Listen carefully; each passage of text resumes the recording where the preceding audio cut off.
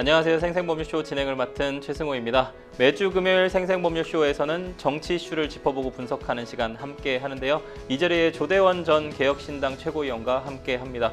어서 오십시오. 예, 안녕하세요. 네, 최고위원님. 허은하 전 대표가 대선 출마 선언을 했습니다. 거기서 선대위원장 맡으셨거든요. 예. 그럼 제가 이제 위원장님이라고 좀 부르도록 하겠습니다. 개혁신당 이제 떠나셨으니까. 네. 국민의힘 있을 때부터 당협위원장을 오래 맡아서 그러시군요. 위원장이라는 호칭이 저한테 더 편합니다. 네, 그러면 제가 위원장님 하나 여쭤보고 가도록 하겠습니다. 예. 기자회견에서 허은하 전 대표가 이제 후보라고 불러야겠네요. 대선 예. 출마 선언을 했으니까 허은하 대선 후보가 이준석 사당 언급을 했거든요. 예. 이 개혁신당은 이준석의 사당이 됐다. 공당으로서의 어떤 지위를 이제는 잃은 것 아니냐 이런 얘기를 했는데 대선 출마가 이제 시민들 중에는 이준석 후보 그냥 발목 잡기 아니냐라는 좀 비판이 있거든요. 혹시 이 부분에 대해서는 어떻게 평가하시나요? 그렇게 하는 걸 발목 잡기라 그러면 그 발목 잡기를 가장 효과적으로 훌륭하게 해서 지금까지 정치적으로 커온 게 바로 이준석 후보인 것 같고요.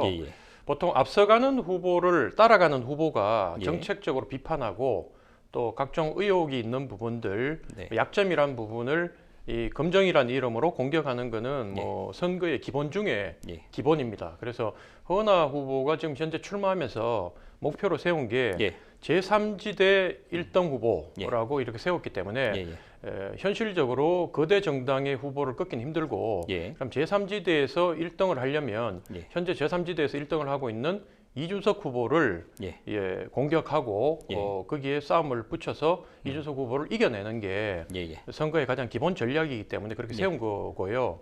이준석 후보를 만약에 따라잡고 제3지대 1등 후보가 만약에 된다면 그때는 이제 이준석 후보가 지금 사용하고 있는 전략대로 민주당과 국민의힘 거대 정당의 후보들을 비판하고 공격하면서 이제 본격적인 선거전을 치르게 되겠죠. 네, 이번 대선에서도 제3지대에 있는 이준석 후보와 허은하 후보, 그다음에 이제 우리 위원장님, 선대위원장님이신 조대원 선대위원장님의 활약 좀 기대해 보도록 하고요.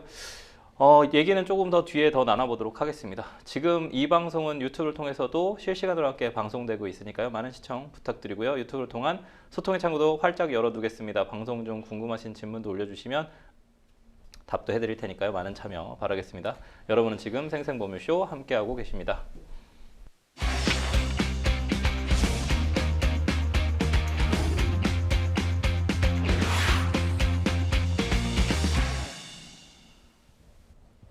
요즘 가장 화제가 되고 있는 말은 무엇인지 또 그 말이 나온 배경과 의미를 짚어보는 시간인데요. 지금 가장 핫한 정치 분야 생생 코멘트 첫 번째 말부터 볼까요?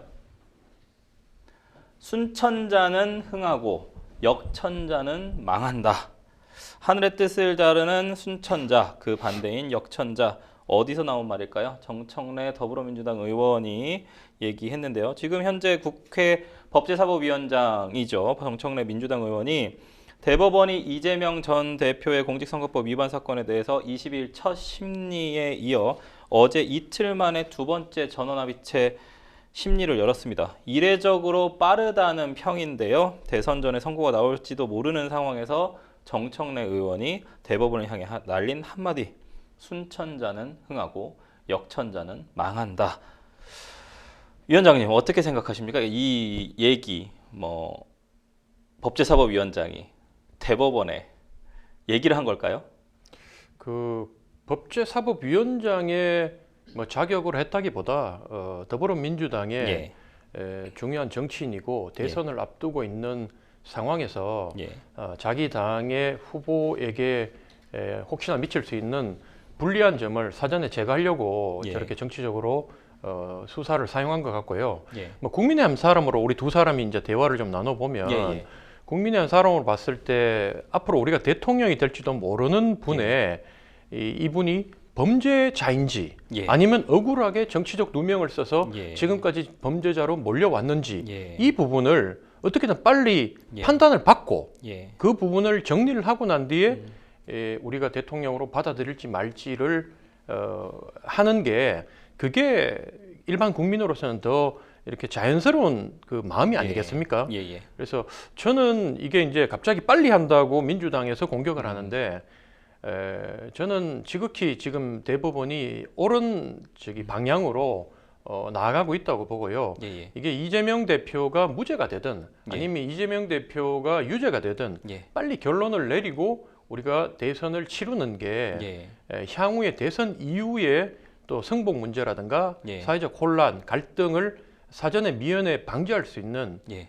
그런 최상의 방법이 아닌가 하는 생각이 듭니다. 네, 위원장님 얘기가 사실은 또 옳은 말씀이시긴 합니다. 이제 대법원에서 빨리 결론이 나면 어쨌든 이재명 후보한테 좋은 결과가 될 수도 있고 또 안 좋은 결과가 될 수도 있는데 이제 통상적으로 이제 법조인인 저도 마찬가지입니다만 상고심 전원합의체 심리를 이렇게 빨리 하는 경우들이 좀 드물기도 하고 특히나 이제 문제는 무죄가 나왔을 때 무죄가 확정됐을 때 이제 국민의힘 쪽에서의 어떤 반발 혹은 반대편에서의 또 반발 이런 부분이 또 걱정되는 부분도 하나 있고 여론이 또 만약에 유죄가 왜냐면 1심하고 2심하고 지금 판결 결과가 다른 사건이지 않습니까? 그러다 보니까 유죄가 나와서 이제 어제 천하람 지금 개혁신당 의원이 TV에 나와서 얘기하는 부분도 좀 들었는데 유죄가 나왔을 때 파기 자판을 할 것이냐 대법원에서 원래 대법원은 일반적으로 파기 환송을 하는 것이 일반적인 원칙입니다만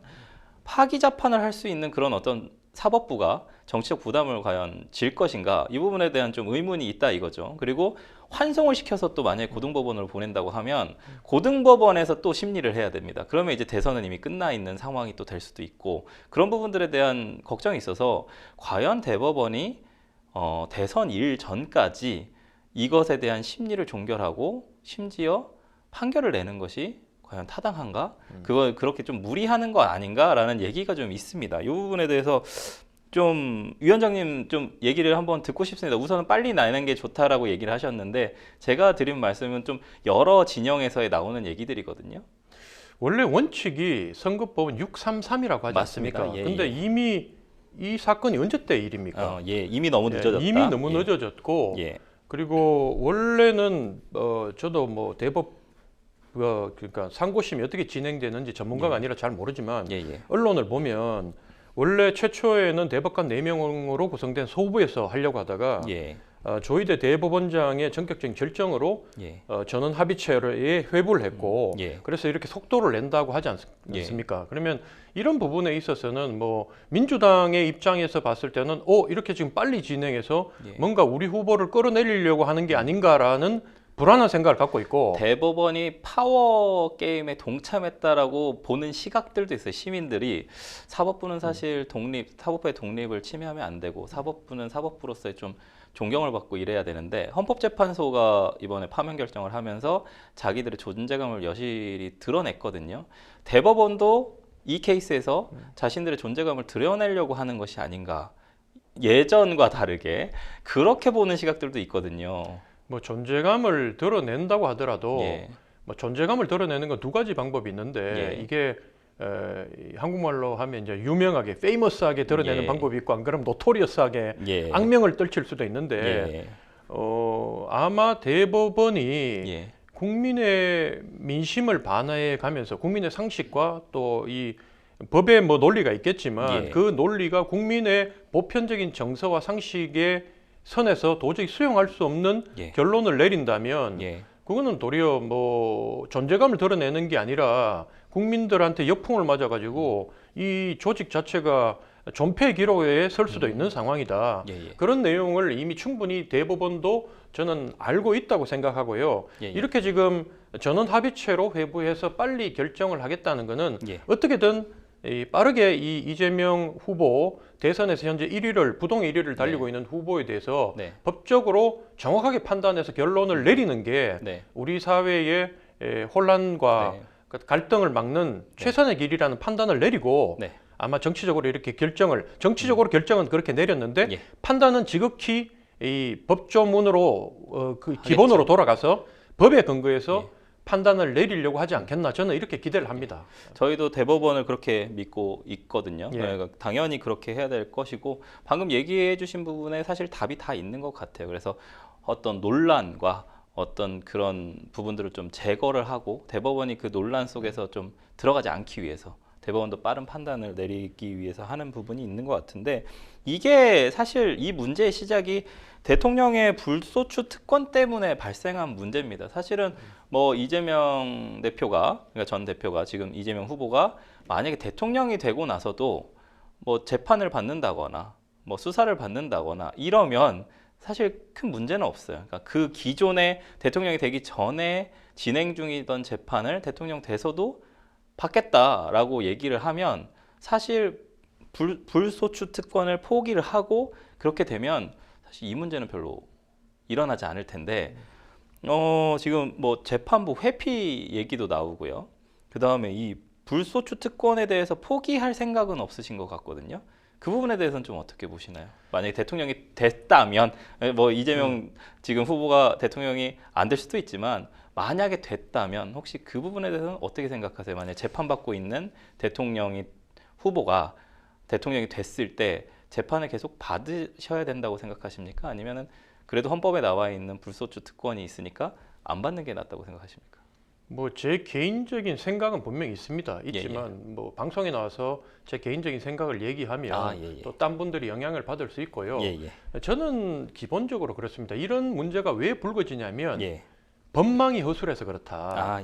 그러니까 법이 딱 이렇게 정해져 있다면 이런 경우에는 이렇게 한다고 사회적 합의에 의해서 법으로 정해져 있었다면 우리가 이런 불필요한 논란이 필요 없고 법대로 하면 되는 거 아닙니까? 근데 이런 법이 사실은 이 이재명 후보처럼 대통령이 당선되기 전에 기소된 상태로 대통령이 당선되는 경우가 최초다 보니까 법도 그동안 이 상황을 못 따라간 것 같은데 지금이라도 앞으로 이제 이런 이 불필요한 사회적 혼란을 막기 위해서 이걸 빨리 법망을 정비할 필요가 있다고 보고요. 현재 뭐 이재명 대표가 여러 가지 얘기를 하지만 국민 다수의 생각이 어떠한지가 가장 중요하다. 과연 대통령이 당선되고 나면 모든 현재 수사받고 있고 그다음에 재판받고 있는 부분을 중지하는 게 옳은 건지 아니면 그대로 진행하는 것이 옳은 건지는 결국은 저는 어떻게 보냐면 이제 여론에 달렸다. 그 여론이란 게 대통령 당선 여론하고는 또 별개다. 왜냐하면 국민들 입장에서는 도저히 이 국민의힘이라는 당, 뭐 내란당이라고 이제 프레임을 짜놨지 않습니까? 그래서 그 대통령이 계엄을 선포하고 무장병력이 국회에 들어가서 여러 가지 일을 하려고 했던 것들마저도 인정하지 않고 그게 대통령의 고위 권한이라고 주장하는 당을 지지하지 못하기 때문에 어쩔 수 없이 이 반대당인 야당한테 표를 줘서 이번에 그 집권당이었던 국민의힘을 심판하고자 하는 국민들도 만약에 표를 줬다 하더라도 대통령이 된다 하더라도 많이는 법 앞에 평등하기 때문에 이재명 당선된 예를 들면 당선이 되었다면 당선된 대통령도 계속 재판을 받아야 된다라고 생각하는 국민도 많을 거라는 거죠. 지금 그래서, 방금 또 헌법 84조 조문이 나왔는데 대통령은 재직 중 형사상 소추를 받지 아니한다라고 나와 있거든요. 그러니까 소추를 받지 않는 부분에 대한 해석이 분분한 것 같습니다. 그러니까 소추니까 기소 협소적으로 기소만 안 되는 거다. 그럼 기소된 이미 재판은 계속 재판이 진행되어야 하지 않느냐. 그거에 대한 해석 권한도 결국은 대법원에게 있기 때문에 그렇죠. 그다음에 이제 뭐 헌법재판소에 있기 때문에 결국은 어떤 사법부가 과연 이미 기소되어 있고 재판받고 있는 이 재판 중인 이 재판들을 과연 대통령이 되고 난 이후에도 소추의 영역으로 볼 것이냐 소추 외의 영역으로 볼 것이냐에 따라서 좀 다른 결론이 날 것 같은데 그래서 재판을 계속 진행해야 된다라는 의견들도 법조계에 꽤 있는 것 같습니다. 그래서 결국은 조사를 받고 있고 수사를 받고 있었던 사람이 만약에 대통령이 될 것 같으면 검사들이 검찰에서 전부 다 우선 기소부터 해서 대통령이 되고 나면 재판을 받게 하는 걸로 악용될 수 있는 또 서지도 있기 때문에 그 부분에 대한 좀 고민이 있는 것 같습니다. 사회적 합의가 아직 이루어지지 않은 것처럼요. 위원장님 아까 얘기해 주신 것처럼. 뭐 저희 같은 일반인이 봤을 때는 참 그런 면이 답답하고 또 분노가 되는 지점이에요. 뭐 소추가 어떻고 이런 용어 자체가 이런 자리가 아니면 한 번도 우리가 쓰지 않는 용어들이고 그런 말을 어려운 말을 쓰면서 법의 해석이 이렇다 저렇다고 얘기하는데 저희 같은 일반인들은 많이 공부하시고 이 분야의 전문가라고 하는 분들이 딱 원칙을 주시고 그 원칙에 따라서 판결이 진행돼서 결과가 났다면 이게 내가 원하지 않는 결과라도 그걸 예. 따를 준비가 일반인들은 돼 있는데 예. 도리어 법조인들이 그 좋은 머리로 예. 개인의 이익과 또 향후에 자기들이 해야 될 거 예. 그런 것들 진로에 대해서도 생각하고 자기 조직의 또 이득을 생각하고 예. 향후에 또 이제 이 법조인 출신 중에 각 정당으로 찢어져서 간 예. 사람들이 각자 똑같은 상황을 보면서도 다른 얘기를 하고 있으니까 우리가 봤을 때는 전부 다 한 통속이고 다 예. 나쁜 사람들로 보이는 거예요. 네. 그래서 이 부분도 어떤 결과가 나도 한쪽은 인정을 안 하고 또 공격할 예. 거 아닙니까? 예, 그렇죠. 그러니까 거기에 따라서 우리 같은 비전문가들은 또 거기에 찢어져서 마음 예. 가는 쪽으로 예. 해서 이 상대편의 주장을 얘기하는 옳다고 얘기하는 내 동료들, 이웃들, 가족들하고 또 싸워야 되고 네. 이런 면이 저는 네. 한국 정치의 후진성과 예, 예. 그다음에 이 사법 체계의 후진성이 동시에 이 나타나고 있는 현상이 아닌가 이런 생각이 듭니다. 그런 법조인들을 좀 힐난하기 위해서 만든 말이 법꾸라지라는 말이 있으니까 아마도 이제 허은하 후보는 이런 구시대적인 부분들에 대한 해석, 그다음에 이런 다툼 이런 걸 좀 제거하기 위해서 출마하신 거겠죠? 예, 허은하 후보는 뭐 법조인은 아니기 때문에 뭐 예. 이런 부분에 대해서 예. 법의 판결이 나면 저희도 가처분 소송에 대해서 결과가 났을 때 대만 예. 선고하고 예, 예. 대표직에서 물러나고 했는데 예. 기본적으로 저희가 이제 출마를 하게 된 거는 원래 개혁신당이란 당을 왜 만들었느냐. 예, 예. 우리가 이제 투표를 할 때 변호사님도 투표를 하시겠지만 예, 예.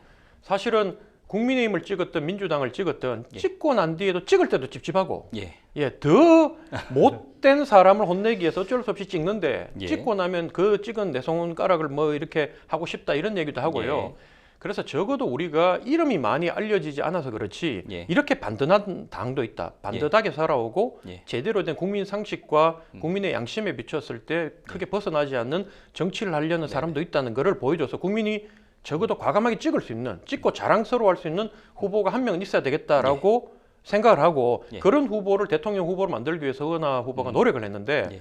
결국 그 개혁신당 안에서도 그렇게 창당했던 개혁신당 안에서도 이준석 의원이 자기 욕심을 부리면서 예. 법을 바꾸고 또 거짓말로 허은하 대표를 몰아세워서 이 임기가 절반도 안 지났는데 쫓아내고 했기 예. 때문에 예, 예. 어쩔 수 없이 이준석도 못 찍겠으니 그러면 우리가 스스로 출마를 해서 국민들 앞에 이런 제3지대 정신을 알리자 예. 이렇게 출마한 거거든요. 네, 예. 알겠습니다.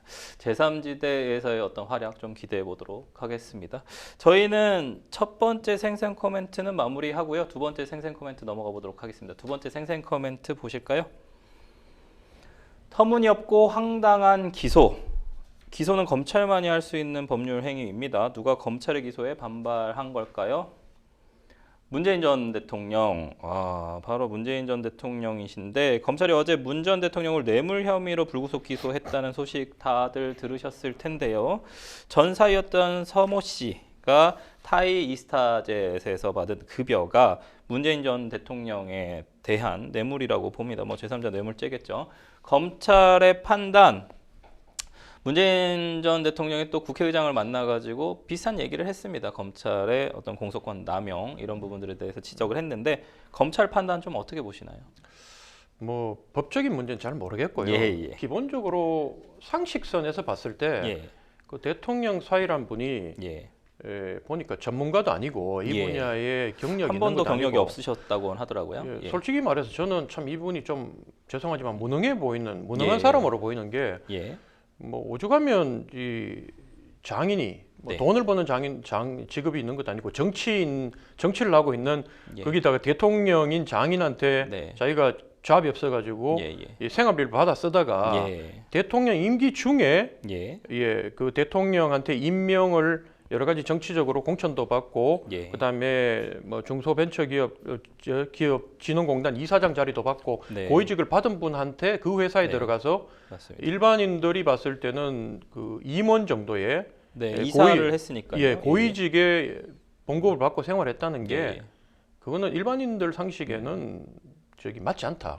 이상하다. 네, 예. 특히나 이상직 네. 의원 지금 이제 어쨌든 뭐 의원직을 상실했습니다만 중진군 이사장도 하고 문재인 대통령 그러니까 임기 내에 상당히 좀 승승장구하는 그런 어떤 의원이었는데 그렇죠. 중진군 이사장도 하고 뭔가 의심받을 수 있는 상황은 맞는 것 같습니다. 예, 뭐 승승장구한 것도 있는데 보니까 되게 좀 이분이 깨끗한 정치인이 아니라 되게 부패한 정치인이었고 네. 그래서 사법 처리를 받고 예. 그다음에 제가 언론에서 이제 기사를 읽어보니 이분이 또 뭐 직원들 봉급 안 줘가지고 네네. 또 그런 문제가 게좀 되고 있었죠. 예, 예. 이런 분이었는데 네. 이렇게 부패하고 부도덕한 사람이 이 정도의 돈을 투자를 했을 때는 네. 전문가도 아닌 사람한테 이만큼의 돈을 줬을 때는 그냥 줬겠냐. 예. 저는 그냥 줬다고 생각하지 않고요. 많은 국민들도 저처럼 그냥 주지 않았을 것이라고 그러니까 생각을 하겠죠. 문재인 전 대통령의 사위였기 때문에 이사로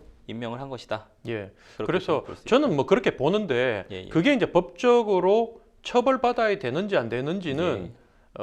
그거는 이제 검찰이 기소를 할 때는 지금 현재 민주당이 국회 다수석 압도적인 다수석을 차지하고 네. 있고 향후에 또 집권도 유력한 당이기 때문에 예. 함부로 기소를 했겠느냐. 그러면 앞으로 그 민주당이 걸핏하면 자기들한테 불리한 내용으로 기소를 하면 검찰 조직을 없앤다 그러고 예. 뭐 극렬하게 비난을 하면서 협박을 하기 때문에 검찰도 기소를 할 때는 뭔가 준비를 하고 법적으로 근거를 갖고 기소를 했을 것이라고 저는 보고 있고요. 네. 뭐 그걸 떠나서 이게 죄가 될지 안 될지를 떠나서 일반인 상식으로 봤을 때 이거는 상당히 비난받아야 되고 또 의심스러운 점이 많은 사건이 아닌가 생각이 됩니다. 의심은 좀 털어버려야 될 것 같다라는 말씀 해주셨는데 검찰이 대법원에서 확정된 전직 대통령들의 뇌물 혐의 판결을 내세우며 뇌물수수 혐의를 적용한 배경을 좀 전했습니다. 박근혜 전 대통령 뇌물 사건 판결 잠시 살펴보면요.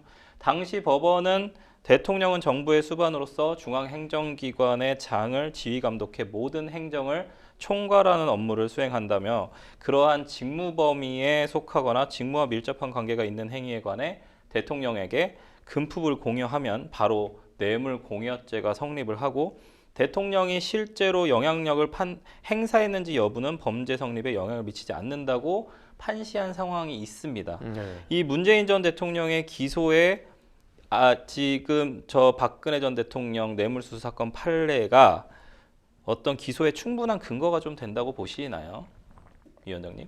예, 뭐 보수 진영 사람들은 늘 얘기하지만 박근혜 대통령이 탄핵됐던 부분에 대해서 아직까지 마음으로부터 이렇게 인정하지 못하고 예. 억울하다고 여기는 분들이 많아요. 예. 그런 그때 당시에 우리가 뭐 강요죄라는 것도 처음 들어봤고 예. 여러 가지 박근혜 대통령이 탄핵된 사유의 기준으로 따져 보면 예. 뭐 공천에 개입했다든지 예. 뭐 이런 부분들이 과거에 제가 이 당의 정치권에 있으면서 대통령 누구 하나 그 정도 공천 개입하는 사람이 있었나라고 제가 이 마음으로 반문이 들 정도로 예. 그런 일들이 그때 사건 이후로 전부 다 이게 이제 죄가 되고 예. 법적 처벌을 받는 대상이 되는구나 알고 예. 조심을 하거든요. 예. 마찬가지로 현재 이제 그때 판례에 의하면 실제로 영향력을 행사하지 않아도 예. 관련자들이 자기 그쵸. 가족이나 측근들이 예. 그런 영향 아래서 혜택을 받다면 예. 그때는 이것도 뭐 죄가 된다고 하니 문고리 3인방과 예. 이제 최순실 씨 이렇게 했었죠. 예, 그렇다면 더더욱더 예. 제가 봤을 때는 저 같은 사람이 판단했을 때는 이건 문제가 있다. 사위니까요. 법적인 판단을 받아봐야 된다 생각하는데 또 제가 한 지점 문재인 대통령한테 조금 아쉽고 화가 나는 부분은 예. 이렇게 검찰에서 이런 의혹이 있다고 조사받으러 오라고 했는데 예. 대통령이 대면 조사도 거부, 아, 서면 조사도 거부. 네. 이분들이 가장 좋아하는 게 특히 민주당 쪽에서 얘기하는 게 법 예. 앞에 만인이 평등하다. 예. 뭐 저기 국민의힘 쪽 사람들 보수 진영 보고 늘 예. 얘기하기를 기득권 세력이다. 부자와 기득권 이렇게 공격을 했는데 예. 제가 봤을 때는 문재인 대통령이 하는 행위가 예. 이거는 누가 보더라도 기득권이 특혜를 누리는 거다. 저희 같은 예. 사람들이 검찰에서 불러가 조사하려는데 거부 다 해버리면 예. 이 자리에 나올 수 있겠습니까? 대만 예. 잡혀가죠. 그래서 이런 부분은 누가 봐도 문재인 대통령이 지금 잘못하고 있다 이런 생각이 듭니다. 그 문재인 전 대통령 측에서는 이제 윤석열 대통령에 대한 어떤 탄핵 관련된 부분에 대한 반발로서 검찰이 어쨌든 기소권을 남용한 것이다라는 얘기도 좀 나오고 있고 아까 얘기해 주신 것처럼 검찰 포토라인에 이제 문재인 전 대통령이 쓰는 것이 이제 출석하라고 했을 때 뭐 대면 서면 조사 거부한 부분들은 이제 노무현 전 대통령, 노무현 대통령의 어떤 트라우마도 민주당 쪽에는 좀 분명히 존재하지 않을까라는 생각이 좀 드는데요. 어떻게 좀 보십니까? 아니 뭐 트라우마가 있다고 예. 남들 다 하는 거를 그걸 본인만 빠져나가고 예. 하는 게 그게 바로 특혜 아닙니까? 예, 예. 그래서 죄가 있으니까 예. 또 의혹이 있으니까 예. 이 검찰이 기소를 했고 그다음에 사법부에서 판단을 받으라고 하는 건데 사실 우리가 저기 문재인 대통령 같이 거물이 아니더라도 예. 공인들은 누구나 죄를 지으면 일반인들보다 더 언론의 주목을 받으면서 그런 부끄러움을 당해야 되는 건 당연한 거거든요. 네. 그래서 지금 이런 부분에 있어서 이 사위 뭐 딸 이런 부분들이 이렇게 특혜 받은 거 그리고 대통령실이 이분들 이사하는데도 뭐 관여했다는 네. 또 언론 보도도 나오고 여러 가지가 나오는데 뭐 검찰을 계속 이 권력의 시녀다라고 공격을 한다면 네. 검찰이 그렇게 권력의 눈치를 많이 보고 권력의 시녀 짓을 해왔다면 예. 현재 제가 만약에 검찰이라면 예.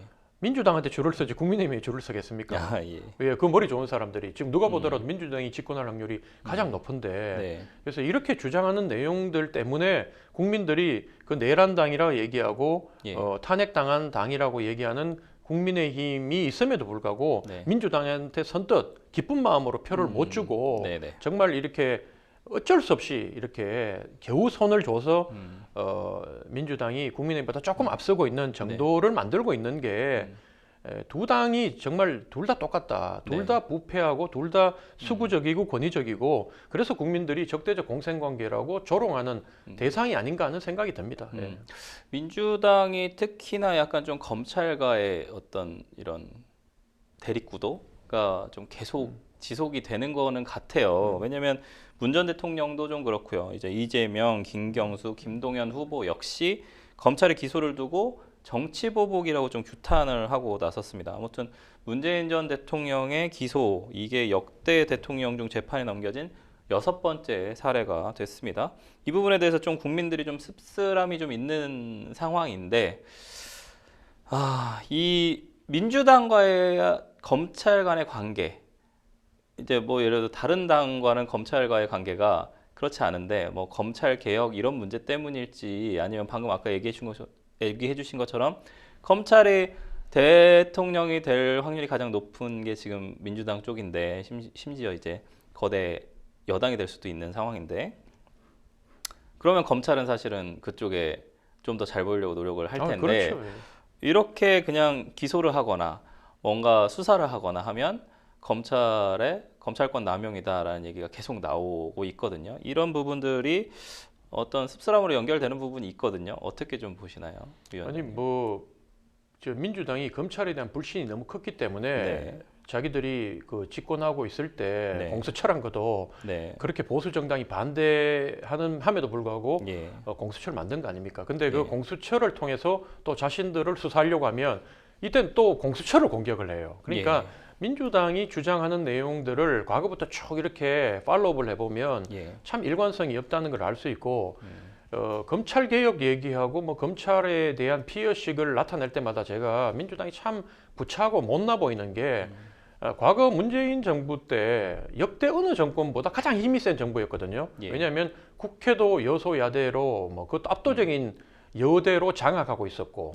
삼천리 방방곡곡 전부 다 민주당 지자체장들이 들어와 있었고 당시 그 영남이었던 부산까지도 장악했던 거 아닙니까? 그런 상황이었는데도 자기들이 검찰 개혁을 못했다는 거는 자신들도 결국 집권을 하고 나니까 검찰을 통해서 야당을 길들이고 또 그걸 통해서 여러 가지 통치하는데 용이하고 편하다 보니까 검찰 개혁을 똑바로 못해서 이런 일이 벌어진 거 아니에요.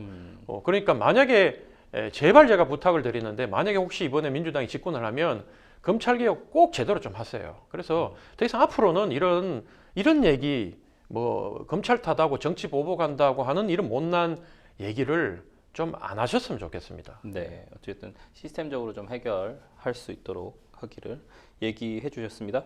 저희는 두 번째 생생 코멘트는 여기서 마무리하고요. 세 번째 생생 코멘트 만나보도록 하겠습니다. 세 번째 생생 코멘트 보실까요? 큰 선거 때는 조언 구하는 사람 많다. 시청자 여러분도 건진법사 기억하시죠? 윤석열 정부 초기에 언론을 도배했던 인물 중 한 명인데요.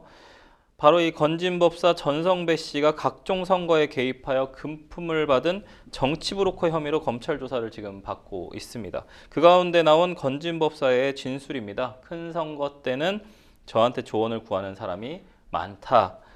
자택에서 현금 5만 원권을 묶은 3,300매, 총 1억 6,500만 원의 신권이 압수가 됐는데 이 신권이 한국은행 직인이 찍힌 비닐로 포장이 되어 있었다고 합니다. 위원장님, 이거 보셨나요? 다발 사진이 공개가 됐는데 지금 나오고 있네요. 아, 그래요?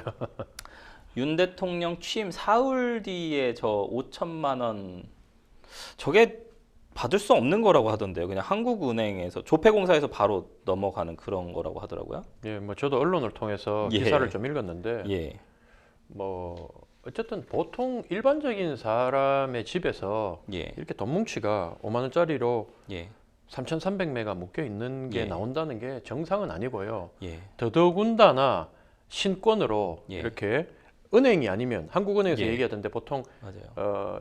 시중은행으로 뭐 준비금인가 뭐 이렇게 예. 그런 걸로 지급할 때 주는 돈다발이라는데 그래서 은행 지점장이 직접 주거나 예. 아니면 조폐창에서 직접 받거나 예. 이 두 가지 말고는 불가능한 거라고 하더라고요. 예, 근데 이분이 이제 그걸 갖고 있다는 거는 예, 그 은행 관계자가 와서 예, 돈을 줬거나 예, 아니면 만약에 이제 이분이 얘기하신 것처럼 큰 선거 있을 때마다 좋은 거로 와서 이를 줬다면 이거는 정치권에서 흘러 들어온 돈인데 그렇죠. 예. 그럼 정치권에서는 이 돈다발이 은행 지점장이나 돼야지 받을 수 있는 이런 돈다발이 과연 정상적으로 받은 건지 예, 예, 이거 아니면 또 부정한 뭐 뇌물로 또 받은 건지 네. 그 국민들이 봤을 때는 뭐 이 요지경 세상이고 여기에 네. 대한 의혹이 뭐 또 화나는 분노의 지점이 뭐 계속 꼬리를 물 수밖에 없는 상황으로 전개되고 있는 것 같습니다. 근데 더 네. 황당한 건 이 사람이 조사 과정에서 전 씨가 누가 줬는지 기억이 안 난다. 네. 도대체 그러면 이런 돈다발을 네. 뭐 얼마나 많이 받아봤으면 3,300장 정도는 기억이 안 난다고 아. 얘기하는 건지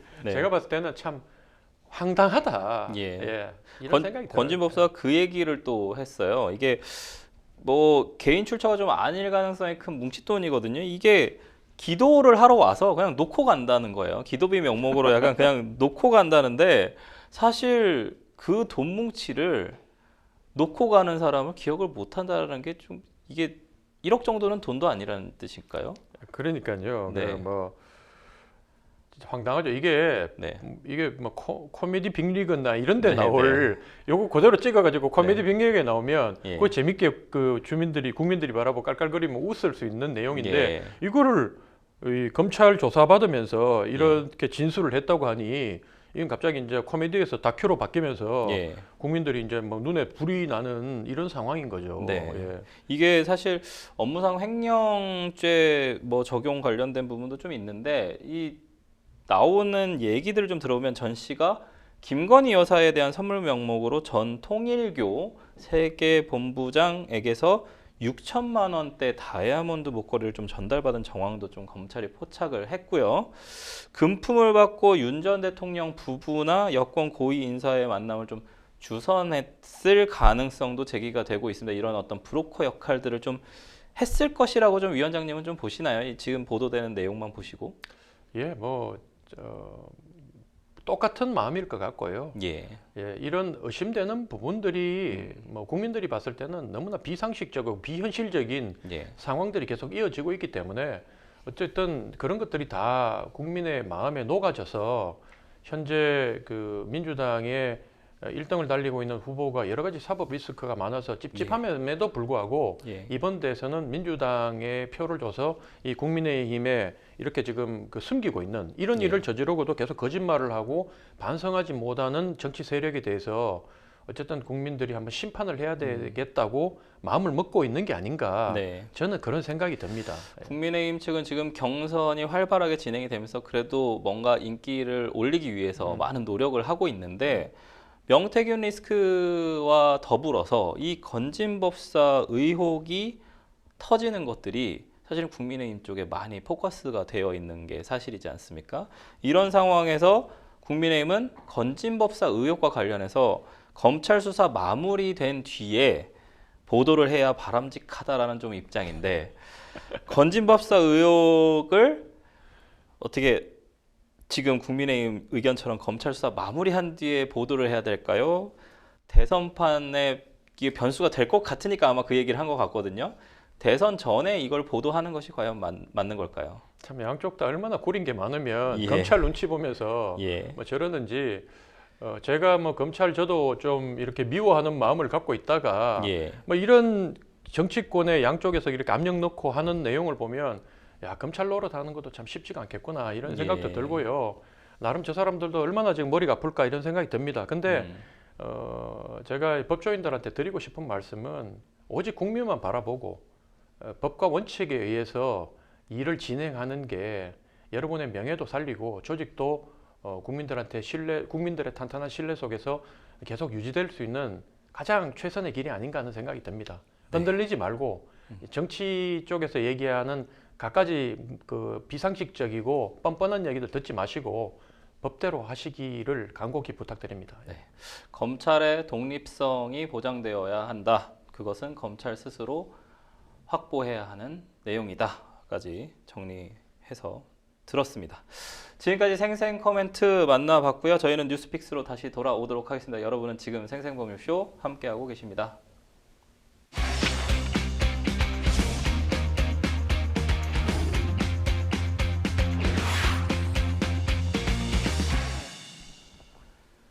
네, 분야별 가장 핫한 소식을 집중 분석해보는 시간 뉴스픽스 시작합니다. 오늘 만나볼 주제는 막바지 향해 가는 대선, 경선판도 변수는입니다.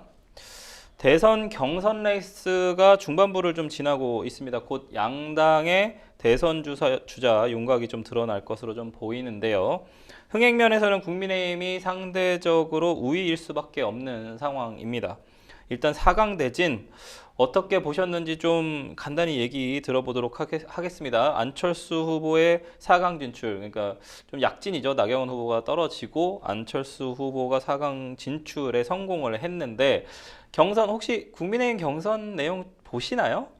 전혀 안 봤는데요. 안 보세요? 그럼 혹시 예. 바퀴벌레하고 바퀴 이거 안 보셨어요? 안 봤습니다. 그러시군요. 네. 예. 그 안 봤는데 이제 예. 오늘 법률 방송에 그 주제가 있어서 예. 이렇게 엑기스로 예. 정리해 놓은 몇 분짜리들 예. 요것만 몇 개 보고 왔고요. 예. 사실은 국민의힘 자기들끼리는 이게 뭐 재밌다, 뭐 흥미진진하다 예. 하지만 제가 별 관심을 안 가지는 게 그 이유가 있는데 첫 번째는 누가 올라오더라도 현재 이재명 후보가 사법 리스크를 만약에 이렇게 극복을 한다면 네. 이재명 후보를 이기기가 힘든 예. 상황이기 때문에 그 국민의힘 주자가 누가 올라온지 크게 관심이 없고요. 예. 제가 관심을 가지는 부분은 과연 다음 주에 한덕수 총리가 출마 선언을 할 것인지 그리고 그 이후에 한덕수 총리와 국민의힘 1등 올라온 후보하고 나중에 단일화 과정이 어떻게 될 것인가 뭐 이런 정도의 왜냐하면 그 정도가 돼야지 이 대선판에서 결과가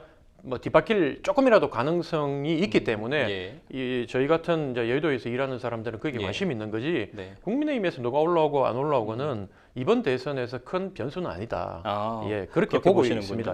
우선은 한덕수 지금 권한대행 그러니까 국무총리 얘기를 좀 하셔서 그 얘기를 잠깐 짚고 넘어가자면 한덕수 총리가 30일 날 뭔가 이제 그만 사퇴하는 쪽으로 얘기의 뉴스가 나오긴 했습니다. 그럼 한덕수 국무총리가 사퇴를 하고 대선에 나올 거라고 보시나요? 뭐 저는 현재 돌아가는 국면을 보면 나올 확률이 한 80%는 안 되겠나. 아마 뭐 가족 그 한덕수 총리의 가족이나 주변에 이제 정말 아끼는 분들은 이제 연세도 있고 명예롭게 은퇴해서 노후를 좀 즐기고 뭐 나라에 존경받는 어른도 한두 명 있어야 되지 않겠냐라고 조언을 할 것 같고요. 뭐 윤석열 대통령이나 이런 분들이 갑자기 정치권 들어와서 망가지는 걸 봤잖아요. 하지만 이제 이게 본인 뜻대로 안 되는 게 이분도 어쨌든 그 보수 진영에서 세운 총리였고 보수 진영에서 또 이분 입장에서 봤을 때는 이 이재명 후보에 대한 그 이재명 후보가 되면 나라가 상당히 어려워질 거라는 생각을 이 공무원적 시각에서 많이 하고 있을 거예요. 거기에 대한 나름 본인의 사명감도 있을 거고 그러다 보니까 주변에서 당신이 나가서 어쨌든 개헌도 하고 이 말년에 정치도 조금 바꾸고 임기를 줄이고 나오면 당신 지금보다는 훨씬 더 명예롭게 예. 국가 발전에 이바지한 사람으로 기록될 거 아니냐라고 이렇게 많은 정치인들이 가서 예. 설득을 할 거고 예. 뭐 그러다 보면 본인도 이제 점점 생각이 좀 그쪽으로 흘러가겠죠. 그리고 선거 같은 거는 우리가 다 해줄게 이런 얘기를 할 거고. 예. 근데 사실은 이게 한덕수 총리가 전제 조건이 우선은 있지 않습니까? 한덕수 총리가 나왔을 때 지금 국민의힘 4강에 있는 주자들 네 분이시죠. 김문수 후보, 예, 예. 한동훈 예. 후보, 홍준표 후보, 안철수 후보보다 후보 경쟁력에서 더 뛰어나냐? 특히 국민들한테 선택을 받아야 되는 거기 때문에 본선 경쟁력이 과연 있는가?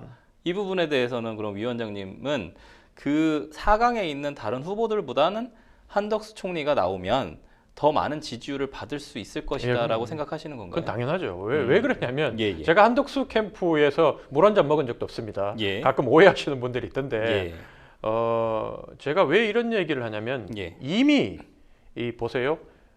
홍준표 후보도 그렇고 예. 김문수 후보도 그렇고 원래는 한덕수 총리를 향해서 되게 괘씸하다, 얌체다. 네. 우리가 이렇게 어렵게 선거해서 밥상을 다 차려놓으면 예. 혼자서 날로 먹으려고 한다라고 예. 생각하고 단일화는 없다고 했던 분들이 예. 어제는 그 토론에 나와서 전부 다 단일화 하겠다 그랬잖아요. 아, 예. 단일화 안철수 후보 한 명 빼놓고 나머지 세 분은 전부 다 단일화를 네. 하겠다고 얘기했던 이유가 예. 그게 이제 김문수 후보도 그렇고 홍준표 후보도 얘기했던 게 현실적으로 예. 우리가 이재명한테 권력을 뺏길 수가 없는데 그러면 한덕수 만약에 후보가 이 무소속으로 나와서 보수의 표가 갈라지면 예. 우리가 필패할 거 아니냐. 예. 그래서 내가 어쩔 수 없이 한덕수하고 단일하겠다라고 얘기하는 게 이미 이쪽 후보들이 바라봤을 때 한덕수 후보의 존재감이 그렇게 커지고 만약에 한덕수하고 단일화한다고 하지 않고 혼자 독자 노선을 걷는다면 국민의힘이 무너지면서 국민의힘에 있는 정치인들이 대거 한덕수 캠프로 가서 여기가 무너질 수도 있다는 현실적인 그 위기를 느끼고 있기 때문에 네네. 그런 가능성을 느끼고 있기 때문에 네. 이 사람들이 이렇게 말씀하셨다. 저는 그렇게 봅니다. 아까 얘기해 주신 부분이 있어서 2차 경선 진출자 국민의힘의 2차 경선 진출자 4명의 1대1 마스토론이 어제부터 계속 열리고 있습니다. 윤석열 후보가 그렇게 사랑했는데 애정했는데 한동훈 그렇게 배신하면 되냐 이렇게 지적을 하고 한동훈 후보 특히나 이제 김문수 후보가 이재명 같은 전과자들 왜 이렇게 관리 잘 못했냐 그랬더니 전과는 김문수 후보가 더 많다 이런 얘기로 맞받아치는 장면입니다.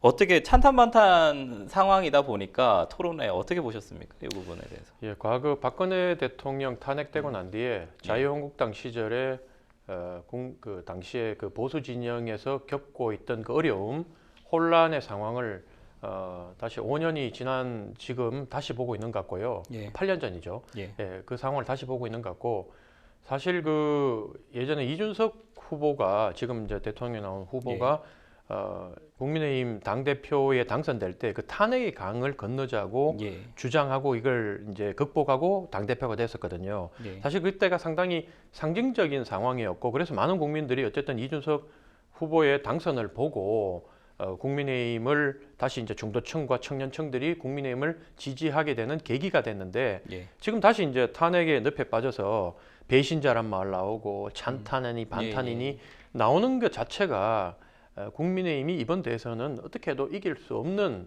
좀 어려울 것이다. 당내 국면을 단적으로 보여준다라는 예. 생각이 듭니다. 그 안철수 김문수 후보의 마스 토론도 있거든요. 이것도 계엄에 대해서 국민들한테 사과를 하고 김문수 후보한테 요구를 한 겁니다. 탄핵의 강을 좀 넘자라고 얘기를 했더니 김문수 후보가 이제 당내 단합이 먼저고 그건 안철수 후보가 알아서 사과해라 이렇게 얘기를 했는데 이런 어떤 얘기들에 대해서는 좀 어떻게 평가하시나요? 예, 뭐 김문수 후보가 최초 이 경선 시작 전까지는 예. 여론조사상으로 봤을 때 가장 앞서가는 유력했죠. 1등 후보라고 많이 알려졌었는데 예. 막상 뚜껑을 열어보니까 예. 김문수 후보가 과거에 부천 소사에서 이렇게 국회의원 예. 3번 하시고 경기도지사 당선될 때 그 날카로움과 또 예. 개혁적인 모습이 많이 사라졌구나. 예. 저는 이번 토론을 통해서 가장 점수를 많이 잃은 분이 김문수 예. 후보라는 생각이 들고 예. 특히나 이번에 그 나경원 후보가 탈락한 걸 보면 예. 만약에 이번 선거가 대통령 후보를 뽑는 선거가 아니라 당 대표를 뽑는 선거였다면 나경원 후보가 이겼을 거라고 봐요. 안철수 예. 후보를. 하지만 국민의힘 그 대의원들 당원들은 누구보다도 이 현실성이 뛰어난 사람들이고 예. 그 단적인 게 자기들이 신처럼 떠받들었던 박근혜 대통령을 구속시켰던 윤석열 검찰총장을 예. 자당으로 영입해서 대통령을 만든 사람들 아닙니까? 예. 그래서 이런 것들이 앞으로 계속 반영이 될 거기 때문에 저는 이제 최종 2인에도 예. 결국은 홍준표 그다음에 한동훈 두 사람이 올라가지 않을까 이렇게 네. 예측하는 이유도 네네. 바로 이런 이유 이번 토론회를 보고 그런 결론을 내렸습니다. 네, 제가 최종인 여쭤보려고 했는데 딱 말씀해 예, 주셔가지고 예. 시간이 또 벌써 또 다 됐습니다. 물어볼 게 너무 많은데 예, 예. 다음번에 다시 또 여쭤보도록 하겠습니다. 생생보험쇼 어느새 마칠 시간입니다. 오늘 함께해 주신 조대현 위원장님, 선대위원장님 고맙습니다. 예. 방송이 끝나더라도 상담 접수는 계속되니까요. 변호사들에게 무료 법률 상담 받고 싶으신 분들은 02-557-8295번으로 연락 주시면 저희가 성심성의껏 무료로 법률 상담 해드리도록 하겠습니다. 생생보험쇼 오늘 이만 인사드리도록 하겠습니다. 시청해주신 시청자 여러분 고맙습니다.